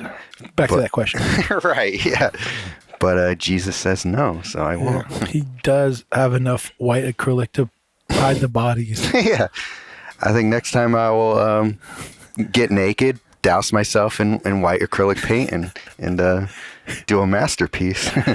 That's murder is what he's talking about, everyone. By the way. Yeah, exactly. If Dexter was an artist, I am it. But yeah, I don't know. It's a sad question. Yeah. I mean, those, yeah, if you're an artist, I think those, especially trying to make a living out of it, that just comes up, but you just... Yeah. You just wish you didn't have this urge to do it. Right, yeah. But you have no control over that in a weird way. Yeah. Yeah, I agree. Yeah. Because even if you're not pursuing it as a profession, you're still going to do it. So then still is a time suck. Yeah, that's why I'm assuming you mean that being an artist as a profession, because being an artist when you, like, in your spare time, that's not that hard to do. Right. Yeah, maybe. I don't know. I've never not pursued it as a profession doing it. Even like, I mean, I guess as a high schooler or something, I didn't, doodle or Right. paint or whatever. But, I don't know. But like, there's famous actors and like Winston Churchill, like painted as a pastime and stuff like Right. that. Yeah. So, Yeah, and Jim Carrey, he's don't like think- this amazing artist. right. I don't think there's a lot of crap Mind-blowing. that goes along with having to, or having it be a hobby like that. So, For sure. Having, in that way. yeah. But at the same time, if you think about it, Jim Carrey is an artist part-time, and he's definitely crazy. Yeah. Hitler was a part-time artist, and you know what he did? And Churchill was an artist, and I mean, even though he was a genius, there's some bad shit in that past. George W. Bush. So all I'm saying is, if you're a part-time artist, you got some bodies under your house. Yeah. You're ordering way too much white acrylic. So I don't know, if you got buddies that are part-time artists, keep an eye on them, because they're doing shit.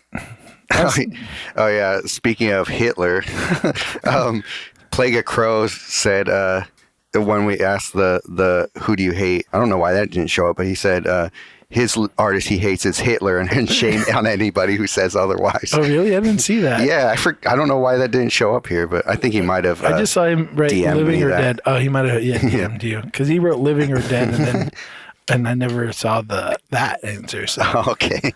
Hitler, how dare he? If you have a time machine and they say we're giving you one bullet and you can go back and kill baby Hitler, are you doing that shit or what? For the good of humanity? Whatever you want to say to justify it. Sure, why not? Boom. Guess what? Sergio's never born.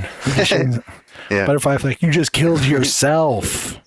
Hey man, I just saved the 20th century. What can? Right. No one Speaking of legacy. No one will ever thank you. Yeah, I guess that's true. No one Well. will ever thank you. Well, I'm here living life, painting pretty pictures, and that's way more Important. way more important than killing Hitler. So take that, history. You know what I was thinking about the other day? I was thinking about if someone owned a time machine.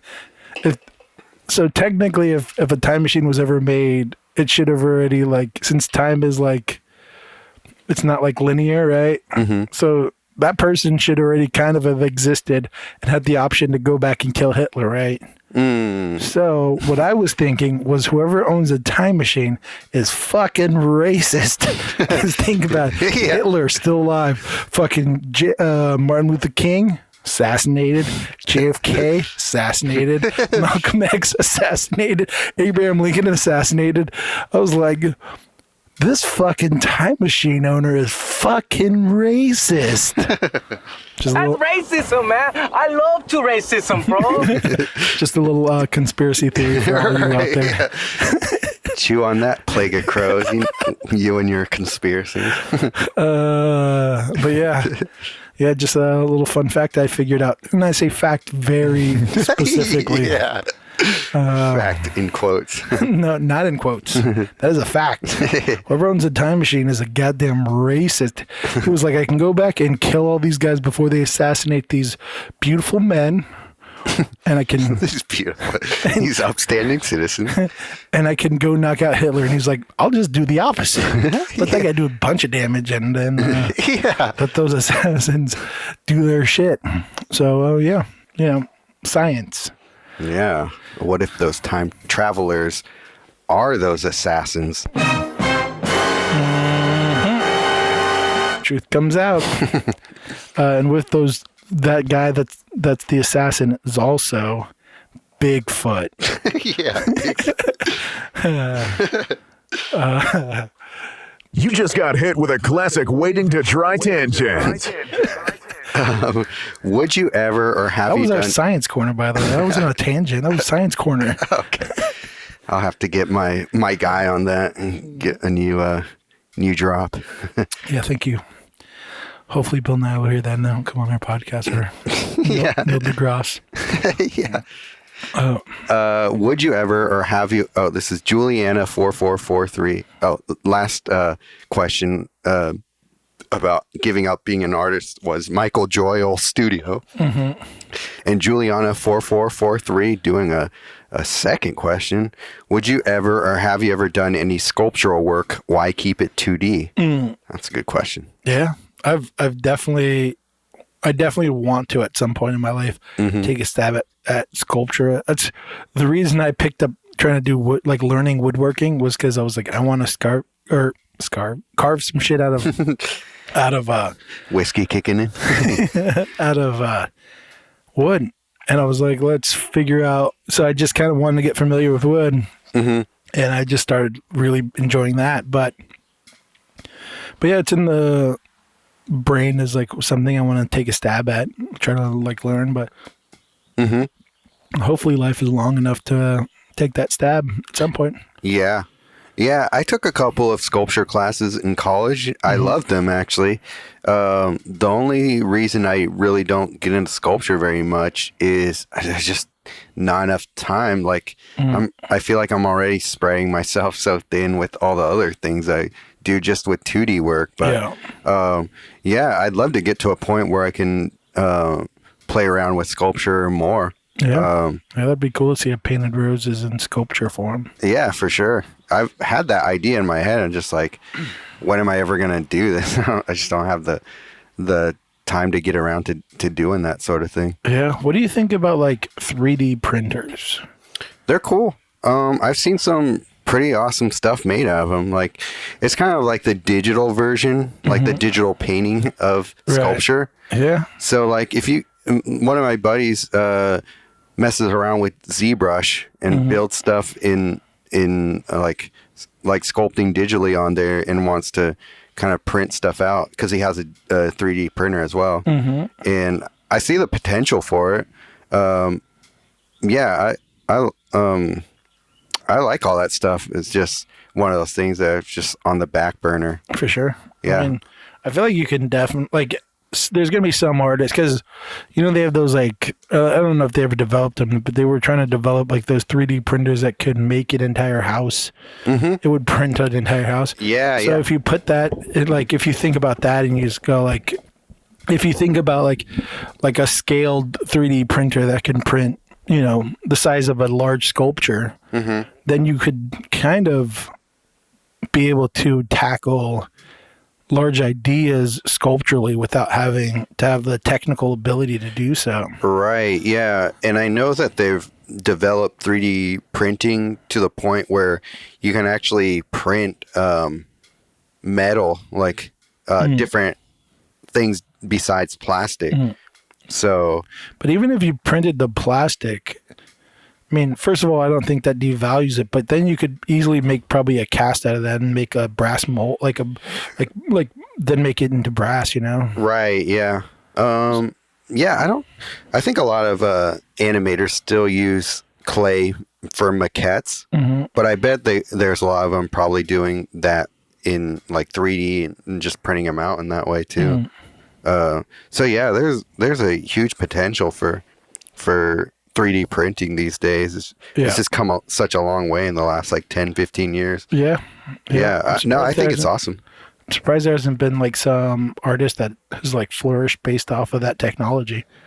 Yeah. There's nothing I know of. Yeah, maybe I was just thinking like maybe there are, but I'm just not in that world enough. Yeah, maybe. Or maybe the sculptors fucking hate them. It could be. They're talking shit on them like we do with acrylic painters. Yeah, or with digital like people, even though we don't, but yeah. There is like a weird like tension, I feel like a little bit. Mm-hmm. Do you follow very many sculptors on Instagram? I follow a decent amount, maybe like 8. Okay, yeah, that's more. Probably about. Yeah, I probably follow about that many. Yeah, I'm just not. A couple wood guys and a couple clay brass guys. Oh, okay, nice. Speaking of like wood sculptors, I went to the Wednesday night drawing class, and there was this book out of this woman who was a sculptor who basically did sculptures out of found objects and like just wood stuff. Like she'd cut apart or just find different things out of wood and put them together and make these big like giant sort of like monumental sculptures. And it's not something that I would normally be into, but I don't know. There was just something about it that I really liked. God, what was her name? It's like that horse person. Remember that guy or girl? I don't know who did them, but they would like find all this like beech wood and make horses out of them, or like they did like a bunch of different horses and different materials. Kind of like that. Sort of, yeah. It's. I think what I also liked about them was that they weren't like super colorful or anything. They were all this monochrome sort of thing. So all that you could see was like the form of what she was putting together, and it just like was put together in an interesting way. Do you know who I'm talking about with the wood horse person? I'm sure I've seen it. I wouldn't know the name though if you brought him up. Yeah, I don't know if I can find them. Like it was kind of like this shit, but I don't know if that's the artist. Oh, okay. Those are cool though. Like but, these. Yeah, no, it was definitely not that artist, but I do like those. And they would do different materials, but I don't know, whatever. There is someone, I don't know who the fuck the artist is, but they did do these like running horses with plastic. But I don't remember. I don't know. Whatever. Fuck it. Okay. Her name is Louise Nevelson. These are the those found object sculptures. Oh yeah, they're cool. Yeah. Yeah. I just like that. They just have this like monolithic feeling to them. Yeah, for sure. It's not something I would even want to make, but I kind of like them just aesthetically. Yeah. Yeah, they're cool. I mean, there's a shitload of art I would never want to make that I love. It would be weird if you decided what art you loved based on that. What you would want to make? Like that, yeah. Like I would never do that, so. You're right, yeah. Yeah, like there's a lot of awesome sculpture that I know I'll never even attempt to try and create. Yeah, there's some great sculptors out there. I wish I had names in hand, but don't. So, whatever. But yeah. Yeah. Is that it for questions? We got 2 more. All right. This is oblivious and totally aware. Have you ever dealt with imposter syndrome? How did you get over it and put your art out there? Imposter syndrome, like you were copying someone else's work? No, I think I've talked to you about this before, not on the podcast, but it's when you think that you have this sort of like cognitive distortion in your brain about your whatever you do, where you think that you're not as good as you think you are, and that you're one day going to be figured out as a fraud. Like people are going to look at your work and be like, you're not actually as good as you people say you are, or something like that. Yeah, I never think that way. I think that I do. every artist, yeah, I think that every artist to a degree has a little bit of that. Like I maybe I doubt my skills, but I never think the second part. I don't think about Let me see. like that I'll be found out. Like that part, I don't. Maybe I'm I don't. not wording it right. Let me imposter syndrome on Wikipedia is a psychological pattern in which an individual doubts their accomplishments and has a persistent internalized fear of being exposed as a fraud. Yeah, I don't actually know if I agree with the fact that every artist feels that way. Like, for instance, I could name you one that I know for a fact doesn't. His name is Kanye West. Yeah. There is never a point where that man doesn't think he's the dopest shit. What's funny is I thought you were going to say Monty Guy. Or Monty, yeah. Yeah. But, like, I don't know. Sure. I think it's almost the opposite. I feel like to be great, you have to have this weird amount of confidence about your shit to allow yourself to like do shit that you shouldn't, like you should like take, like go into places and be like, you should show my shit here. Yeah. Like it takes like a weird amount of confidence, like an ignorance to do so. You hear about it all the time with artists that are very successful where they're like, I didn't know shit when they were doing something great, or you know what I mean? And they had the ability to have confidence in it and know, like, they didn't understand how good it was, or maybe it wasn't good, but they believed in themselves so much that it propelled them to be considered great. Well, maybe not technically great, but it allowed them to be, I don't know, famous or something like that, I guess. Well, I was going to say, when I've read about this a little bit here and there, and one thing that they said is that females disproportionately suffer from it more than males. That makes sense. And I was curious if, I think Farrah Ware is that's her name on Instagram here. So I'm wondering if it's that thing, if there's some sort of correlation there, why she's asking, because she has that, and it's a thing that. Well, the women in general, they carry the cootie gene. And with the cootie gene comes these kind of insecurities. This is science, another science corner. I didn't know we were going to do science corner twice. This is great. Yeah. But yeah, they have this cootie gene, and so that makes a lot of sense. Yeah. I mean, it's probably a little too late to be vaccinated, but yeah, you could get the imposter syndrome vaccination, and you wouldn't have to worry about it, I guess. And just know that the CRISPR technology is coming out, so they'll be able to take that gene out of, if you're going to have a daughter, you can take that gene out of her before, so she can become a confident artist who just is the Kanye West of the art world. So, female Kanyita West. Yeah. So yeah, I think we answered that question very well. Yeah. But I don't know. Fucking. Yeah. I mean, I'm self-critical of my work. There's sometimes I think shit sucks. Yeah. And I think. But you're not like, one day everybody's going to see that my stuff sucks. I'm not like paranoid. Right. I think that's the extreme version of it. Yeah. But I mean, I definitely have certain tendencies of that. I think that's just being self-critical of your shit. That just makes you better. I mean.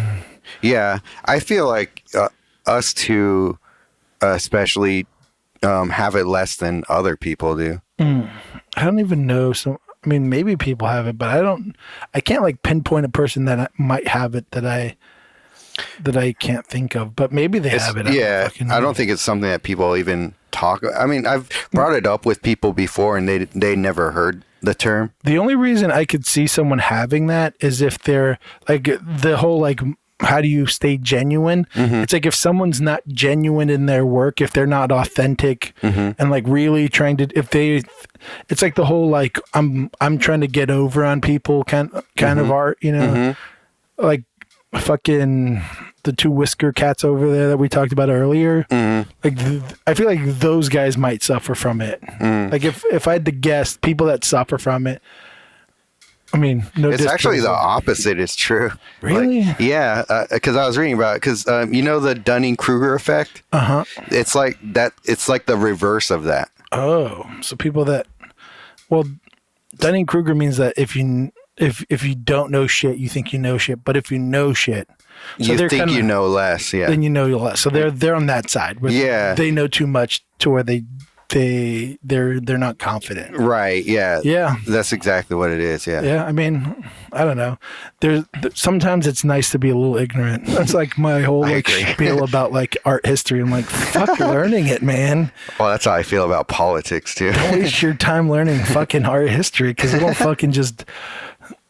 just make you fucking hate your shit or something. Yeah, I get what you mean by that. At least for me, I'm like, but yeah, I don't want to learn that shit. I've definitely had that feeling before when it comes to art history, where you put yourself to this impossible standard, right? But I've let that go, like in the time since. Fuck that. Fuck ever having to let that go. Just never get it. Well, I just like to know stuff. Knowing stuff is overrated. You heard it here. Knowing stuff is overrated. At the same time, I am giving you guys these science tips that obviously I learned from a book or some shit. Right, yeah. Hell yes. But yeah, is that our last question? The last one. What's a person? I think this is sarcastic. Looking at the emojis that follow. Okay. What's a personal style and how do you get one? What's a personal style and how do you get one? Okay, so you go into the dark web, right? Yeah. Yeah, I mean, style's that one tricky like question in general. Right. Just fucking.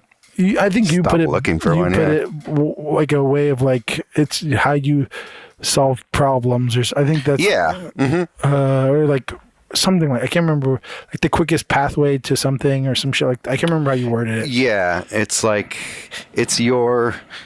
I've heard it said before once, where your style is basically all the mistakes that you live with, basically. Yeah, I could agree with, or just like the way that's you like solve super simplified, but the way you solve the problem. You know, I mean, art in general is just problem solving, right? And a lot of times you can get like told how to solve problems, but then you get to like a point where your amount of education and your technical abilities can't lead you down this pathway. So then you have to figure out how the fuck to do it. And I think those moments where you problem solve, they build like habits, and then those habits become styles. Yeah. And it's just over time they're a thing and they evolve. Your style evolves, and aesthetic and what you enjoy looking at also influences that, and the artists around you influence it. I mean, I don't know. How do you develop a style? I don't know. Keep painting what you were painting and trying to problem solve and be influenced by those around you. Yeah. Yeah. A lot of it is like, to piggyback on what you were saying, it's just the efficiency on how you solve your artistic problems. Yeah. The more efficient you get, the more you develop this like visual language. Yeah. So, yeah. I don't know if that was we gave a serious answer to what looked like a non-serious question. Nice try. Who wrote that? H. Highfield. Nice try, H. Highfield, you fuck.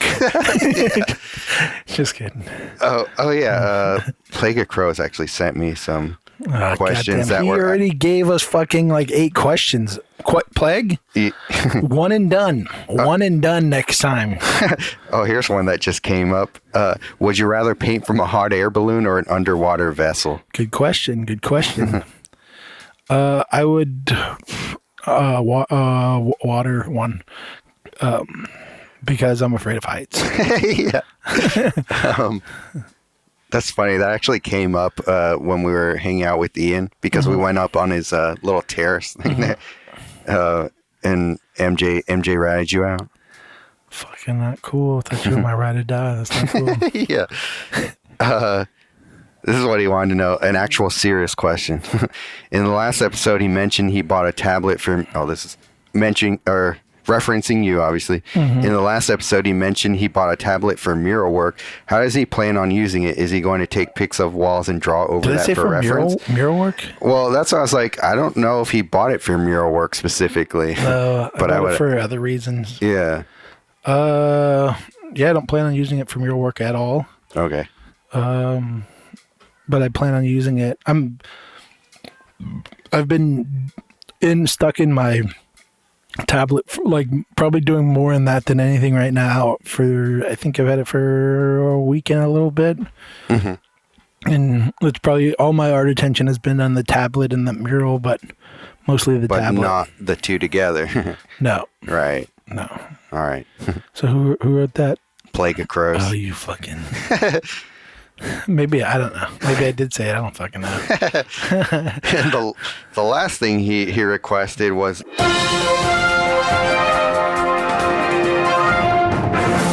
Welcome, everybody. This is breaking news on Monty. Take it away, Sergio. He's good. I saw him Monday. So, yeah. Seems like he's in good spirits. Back to you, Mr. Lawyer. Thank you, Sergio. And now to commercial break. God, we're losers. Are we losers? Yeah, we're losers. We're not imposters. We're losers. Yeah. You get it straight. Yeah. I'm going to throw acrylic paint and kill myself. But wow. Yeah. That's all waiting the to dry, questions. everybody. How many are we good on time? Yeah. Hell yeah. Well, thanks everyone for the questions. You guys really helped us fill that time. I had some topics. I was like, if we run out, well, I got these topics, but no need. Awesome. Filled your desires. Hell yeah. I have been working on the YouTube page of Waiting to Dry. Okay. So I've been trying to make that look a little better. So if you guys feel like following us there, go check out what I'm doing out there. Okay. We should probably try to figure out video at some point in our life. Maybe. Yeah. I don't know. Someday. If you guys want video, let us know. If not, I'm perfectly fine never doing it. Yeah, I know some people do, but it's, it's extra work. Yeah. Do I have to do everything when it comes? What else? Yeah. If you guys want to rate and view us, that helps us out. I'll get them out. Helps us on the... I don't know how they fucking algorithm shit, but it seems to help. It really does. It seems to. Yeah. So if you could rate and review us, that would be awesome. Yeah. And if you guys like these like question thingies, I enjoy them a good amount. So if you want to keep them going, let us know. I'm down to take more questions and just kind of do more solo episodes. Oh yeah. Because I'm sick of talking to people. Make our lives easier, please. Yeah. I just want to stay home and talk to Sergio or have someone come every once in a while to our house and talk. Exactly. Yeah. I mean, either way, I think we're going to go that direction. But yeah, let us know. Let us know what you guys want, and we can keep answering questions. I kind of like giving advice. I don't know how bad that is. We're like, you should probably quit if you don't like it. Giving bad advice. Yeah. What's that thing on Tiger Belly? Unhelpful advice. Yeah. With Joshua and Sergio. Exactly. But yeah. Maybe we should just preface that with, this might not help you at all. Yeah. But it's worked for us, so. As successful as we are. Anything else? Let's see. Rate and review. Yeah. Subscribe if you're not, because what the hell? Why are you not subscribed? Hey, what the hell? You can send us questions probably without us having to do that question thing. Yeah. I'll keep a little bank of them for the next time questions our little Q&As come up. Yeah. Yeah. So feel free to ask questions whenever. This has been fun. Yeah. Let's see. Still open for pet portrait commissions. Hell yeah. And Josh is still not. Yeah. But yeah. Yeah. I think that's it. I think that's everything I need to cover. Hell yeah. This is fun. All right. All right. This has been Waiting to Dry. If you're still listening, I don't know. Have a good day. Give someone a kiss. Tell your friends you love them. Call your mom and say she's awesome. And then fuck off or whatever. I don't know. What the hell is that? My ears are sweaty.